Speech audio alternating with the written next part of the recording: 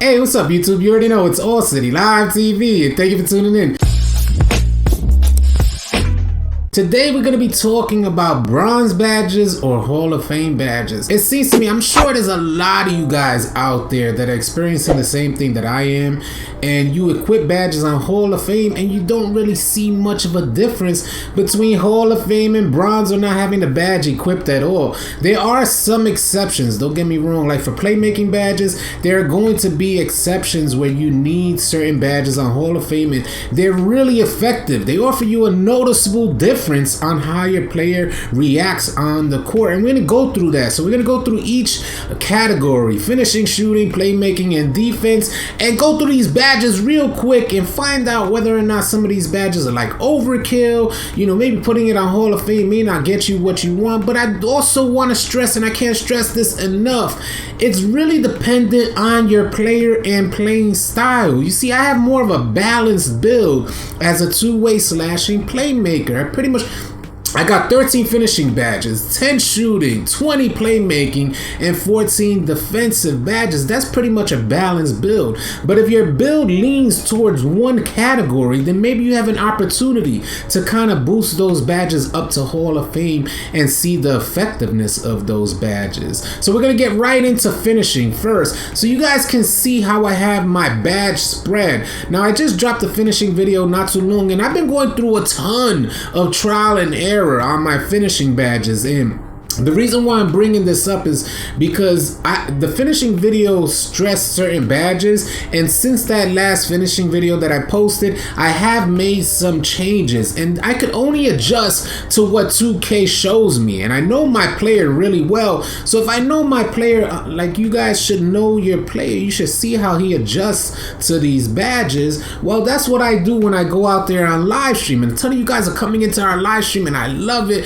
asking about badges. How do you got this set up, whatever. I love creating dialogue with you guys, so if you want to join our live stream, please feel free to do so. We live stream on 5 different platforms simultaneously every single day. That's Facebook, Mixer, Twitch, DLive, and here on YouTube. So be sure to come through, catch us on live stream, and see what we're testing today. So we're gonna go right into the finishing badges, and as you guys can see how I got these finishing badges spread: acrobat on bronze, consistent finish on silver, and I'm not held to these badges. I go according to the gameplay, according to the server I'm on, according to the latency on any particular day, and I try and adjust according. But one thing that I see that I can guarantee you guys is that slithery finisher on gold remains constant. You get the full benefits of slithery on gold consistently despite any server issues or latency issues.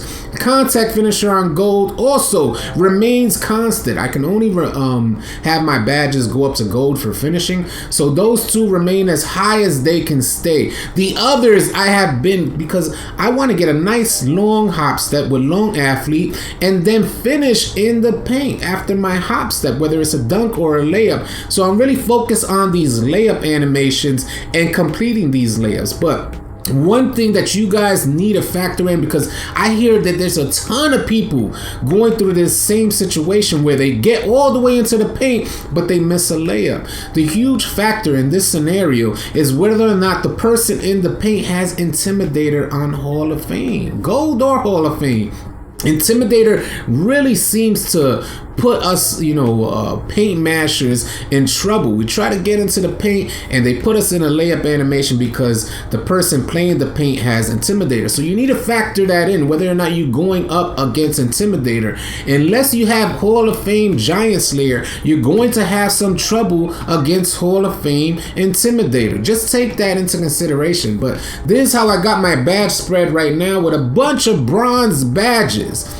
And if you go through the player cards for a bunch of the NBA players out there, you'll see that they take full advantage of bronze badges, bronze and silver and gold. It's not just a matter of maxing out to Hall of Fame and thinking you're going to be super dominant with Hall of Fame badges. That's not how NBA 2K20 works. So pay attention to your player, pay attention to how he's finishing, and then adjust your badges accordingly. Don't stay too long on the same badge setup unless it's absolutely working for you guys. So I wanted to show you guys my finishing badge spread and show you how I'm utilizing bronze badges. I know a ton of you guys are curious about fancy footwork. I just dropped a video on that badge yesterday. I dropped it down to bronze with slithery on gold, and I'm getting the beautiful hop step in the paint, and I'm still finishing out there with nice dunk animations.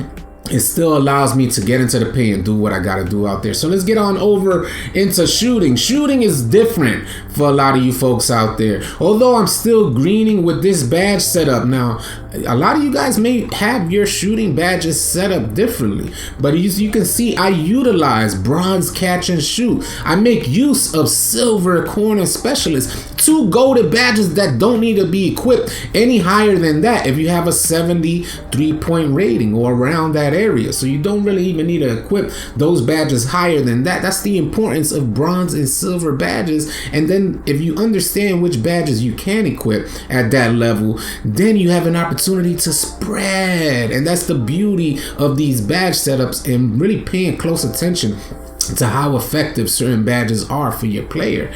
So it allows me to get green machine on gold. Let me put this up here. Green machine on gold, quick draw on gold, and Deadeye on bronze. With jump shot 104, D'Angelo Russell release, I'm able to hit consistently from the corner areas. Although I would love to hit from the top of the key, it'll really allow me more opportunity to create space and be more of a dominant two-way slashing playmaker. But unfortunately, I haven't found that rhythm from the top of the perimeter, and it is what it is. I'm adjusting and I'm accepting the limitations of my player and how I created him, because I created him earlier in the game and I didn't really know how shooting was going to be, so I didn't really make him a shooter per se. But he can hit shots from the top of the key. I'm happy and with the consistency of how he hits from the corner.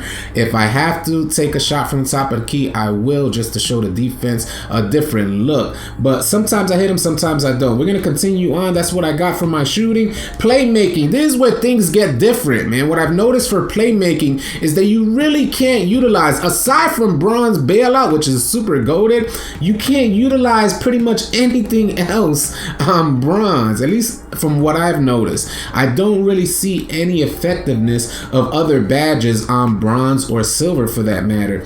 You might, unless, again, this is all according to the type of build that you have. So if you got a pure playmaker out there with super high dribble attributes, then you may be able to equip some of these on silver or gold or something like that.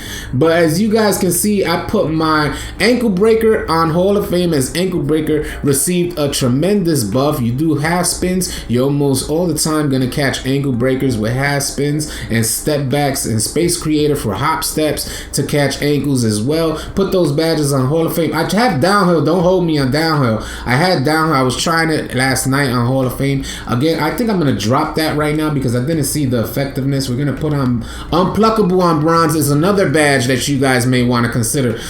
So for playmaking, Unpluckable on bronze and Bailout on bronze seem to be really good bronze badges that you can equip on your player for playmaking. So we're going to get rid of Downhill, put Unpluckable, and let's see, maybe we'll go gold Floor General, as I really like what Floor General does for my player. Another question that people have is whether or not, we're going to do a whole video on this, but just to put it out there real quick for playmaking badges, whether or not Floor General, as the description says, it says gives offensive attribute boost to teammates when on the floor. So a lot of people are wondering whether or not it gives you, as the holder of the Floor General badge, as the person who equipped the Floor General badge, does it give you any boost? And I'm here to say that from what I've noticed, it feels like my player plays way better when I have Floor General on. It feels like he's going into those launch animations and going crazy. Outside of Floor General equipped, my player goes into way more layup animations, and it's really frustrating. He doesn't seem as aggressive. So I highly regard the Floor General badge. If you're trying to make a decision between Floor General and Diamer, I would probably go with Floor General, as Floor General helps increase your attributes. And I want to say, from what I've experienced, it feels like it increases not only your teammates' attributes, but also for the person who equipped the badge. It seems like it really increases their attributes as well. So we're gonna get on over. Let me confirm this so I can save that. And we're going to get on over to defensive badges. And again, you can see my spread. And sometimes I change these badges between different game modes. Another thing that you guys want to consider is changing your badges up between game modes and changing your badges up according to the type of defense you're going to play and according to your opponent. So that's something to consider. I wish we could change these badges mid-game or maybe after a half in Pro-Am, something like that. Give you an opportunity after you've seen what the offense is bringing. Maybe you could adjust your badges according so you can play better defense in the second half. That would be absolutely awesome. Or call a timeout and give us an opportunity to change up our badges because of the offense or the defense we've seen. Give us an opportunity to adjust accordingly.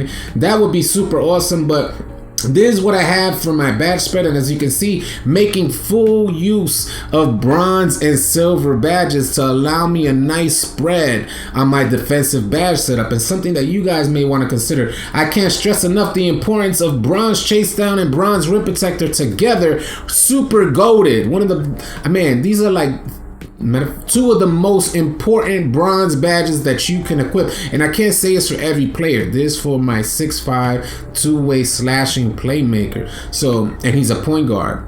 I get a ton of animations, block animations with those two badges. I have interceptor and lightning reflexes on bronze. I'm not exactly happy with the passing lane steals right now. I'm still getting a ton of passing lane animations, but unfortunately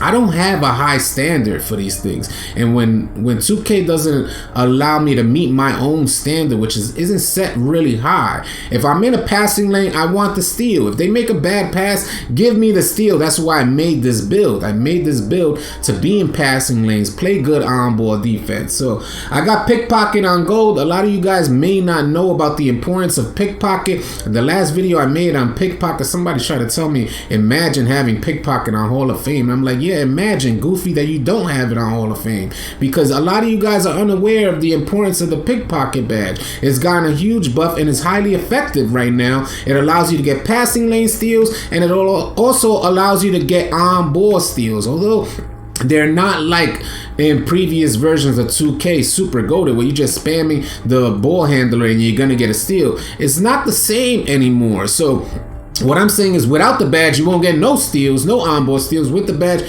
you get at least some on-board steals. It's not super effective like it was in previous versions, but it's one of the most effective badges right now, along with Intimidator, along with Clamps. As you guys can see, I got my Intimidator set to silver only because I have a high lateral quickness and I'm closing out on shooters a lot better than most other players. So I'm able to drop it down to silver. But we all know the importance of the Intimidator badge and how it affects the shot. If you have the Intimidator badge set at a higher level, you can affect a person's three-point shot from a longer distance. Something similar like 2K Labs. I'm pretty sure it was 2K Labs that mentioned, if you're at the foul line and someone's at the three-point line, your Intimidator on Hall of Fame will affect their three-point make percentage from that distance, and you don't even have to contest the shot. So that's super amazing about the Intimidator badge. So if you want to equip that higher, I would recommend maybe getting rid of Interceptor and Lightning Reflexes, although this is my badge spread for right now,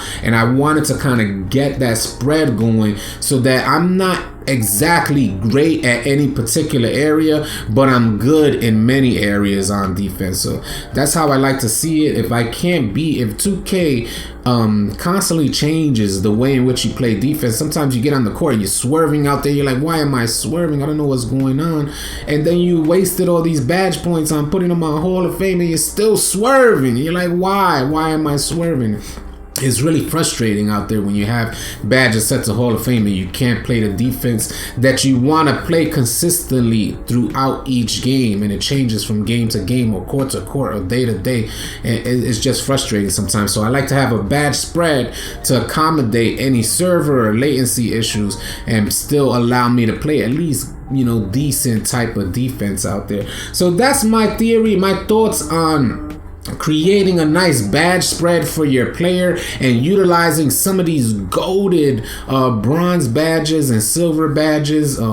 If you guys have any theories or ideas about some of these badges and whether or not they should be equipped on a Hall of Fame or bronze, silver, please let us know in the comment section below. We would love to hear from you. I hope you guys found this video informative and helpful, and if you did, please consider subscribing to our channel, as we have a ton of NBA 2K20 content coming your way.